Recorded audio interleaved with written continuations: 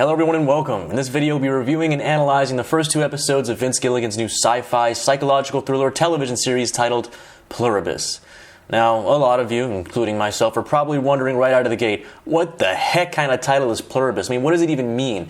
So I looked it up, and in my research I discovered that pluribus is Latin for many or of many, which makes sense given the show's core plot premise, a hive mind alien invasion that nearly conquers all of humanity, except for a select few who are immune. Among those is our main protagonist Carol, portrayed by Rhea Seehorn. Fans of Vince Gilligan's work will recognize her from his previous series Better Call Saul. Her acting in that show was excellent. She played a no-nonsense, high-powered female lawyer with a penchant for scamming people. Her character in Pluribus, which we'll explore in more detail a little later, is quite different, showcasing her ability to fully embody a new role rather than simply rehashing past performances. It's a testament to her range and talent.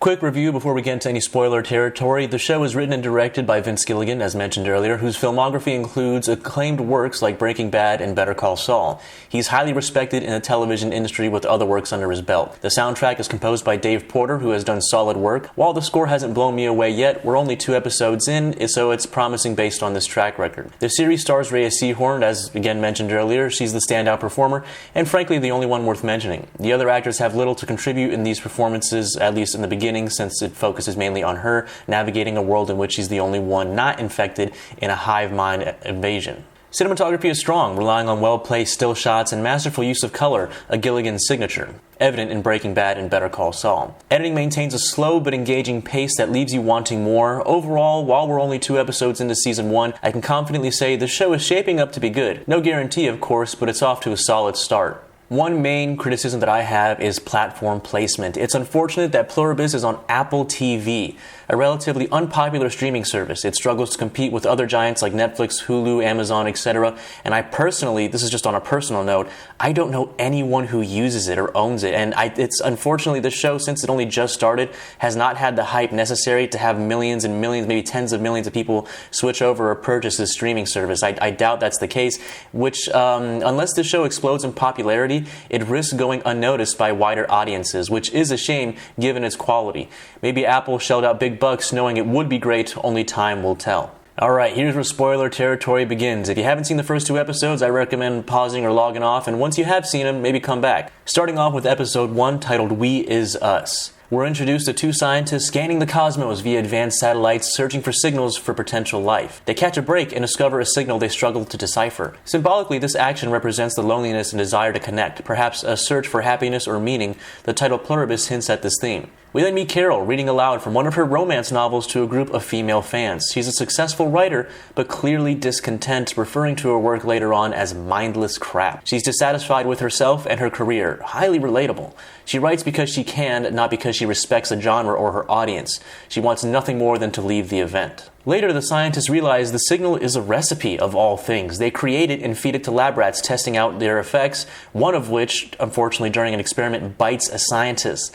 The scientist becomes infected and controlled by the hive mind and spreads the infection to others. Though not shown directly, the infection spreads rapidly in the shadows. In fact, quick jump ahead, in episode 2, the hive mind reveals that they were discovered by the military and had to accelerate the infection process via physical contact like saliva or airborne transmission, etc. Alright, back to episode 1, we learn Carol is an alcoholic and a closeted lesbian, something only her partner Helen seems to know. Okay, I gotta stop there. The phrase alcoholic, closeted lesbian is bluntly funny, but her character is clearly more complex, something we'll likely see unfold in future episodes. Airplanes begin spreading the airborne infection, which rapidly affects the population. The infection causes people to seize and then awaken as if nothing happened. They are now a part of the hive mind. Carol, being immune, is left feeling utterly alone. Hundreds and hundreds of millions die due to complications, either from the joining process or relating disasters. I mean, imagine undergoing heart surgery and all the doctors suddenly seize. You die. Not from the seizure of the infection itself, but from the consequences. Helen passes away from the infection.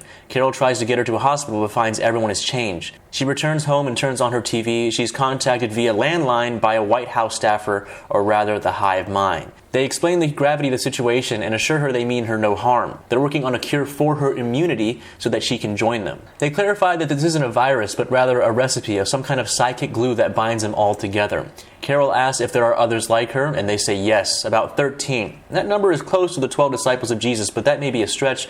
We'll see if that further symbolism develops. Distressed, Carol drinks herself to sleep. Overall, episode 1 is quite nice, very interesting, very engaging. I believe it's Vince Gilligan who said he wanted to release the first 2 episodes as they served as a better introduction than just the first episode, which I agree. I feel like having to wait a while for the next episode would have been a little bit less of an impact. Key themes include collectivism versus individuality. The show questions whether peace is worth the price of personal agency, the illusion of happiness. It critiques the idea that emotional harmony, when artificially imposed, can be more terrifying than conflict.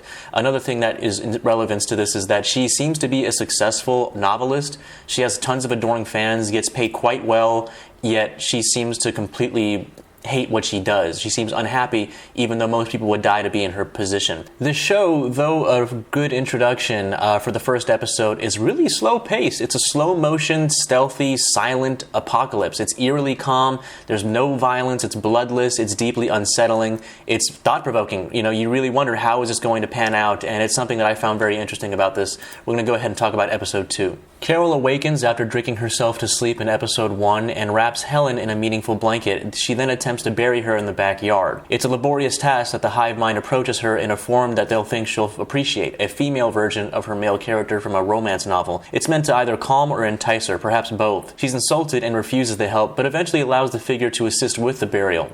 Carol then asks how they know what she's doing. The hive mind says they're watching her via a high-flying drone. It's so high that it's invisible. This reveals the extent of their control, military, medical, media, in every facet of human life. Each hive mind individual now possesses all collective human knowledge and can perform any task, from heart surgery to piloting a nuclear submarine to crafting the perfect martini.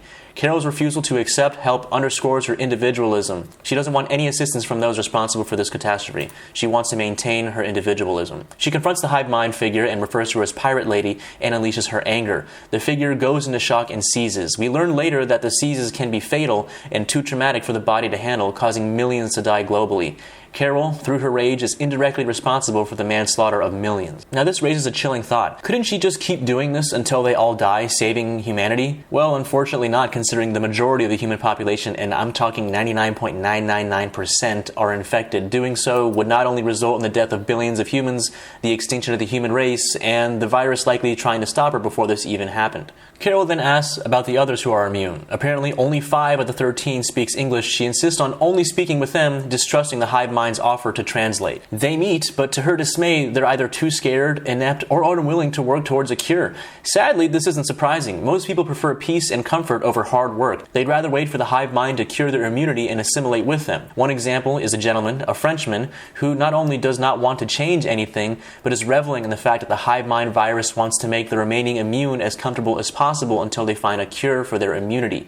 He requests to fly on Air Force One. He requires expensive drinks, expensive foods, and is accompanied by beautiful women, all of whom by the hive mind agree to join him. Now this poses a troubling question. If you were in this situation, would you actively live in fear and overcome that with courage, working against the clock with the limited skills you have to defeat the hive mind virus? Or would you simply accept your fate and spend your last remaining months indulging in the most pleasurable, degenerate behavior imaginable? Unfortunately, most people would choose the latter. She finds that she is alone. I cannot imagine this show continuing for multiple seasons. Perhaps this show will only go on for a handful of seasons. Speculative, I know, but from a logical standpoint, it makes sense. It's revealed by the hive mind that they only are a few months away from coming up with a cure to her immunity. And on top of that, what happens then? I mean, they have all the capacity of human technology to infect her in any way. She has no way to escape. There's nothing she can do. So the show can only take place in a few months. They can stretch that for as far as possible, but I doubt the show goes on for 10 seasons or something like that. Moving on, in these 2 episodes, we learn a few things from Carol. One, that she is a closeted lesbian.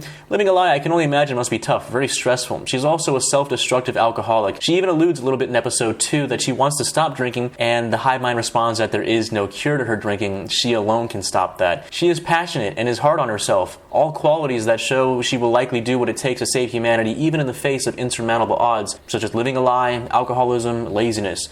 That's displayed via her writings and anger outbursts towards the hive mind. Her passion really shines through.